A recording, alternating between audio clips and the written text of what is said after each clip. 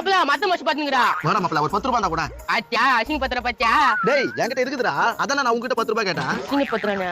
மண்டி வரான். ஏப்பா கொஞ்சம் நில்லு. என்னப்பா சில்ல ஒரு 10 ரூபாய் கொடு. என்னப்பா 10 ரூபாய் கேக்குற? சரி ஒரு 500 ரூபாய் கொடுடா. என்னப்பா 500 ரூபாய் கேக்குற? டேய் 10 ரூபாய் கேட்டேன். இருக்குதா இல்லையா அத முதல்ல சொல்லு. ஒரு பெரிய மனுஷன் 10 ரூபாய் கேட்டா அசிங்க பண்றியா? பரவாயில்ல வைக்கிறேன். மாப்பிள பையன் என்ன தெரியும் பாரு. 2 ரூபாய் இருக்கு மாப்பிள. இந்த 2 ரூபாய் சின்ன பெரிய மனுஷன் அசிங்க பத்திரன்னு சொன்னியா? புரிய 2 ரூபாயா? மூஞ்சில குத்துவ போயா.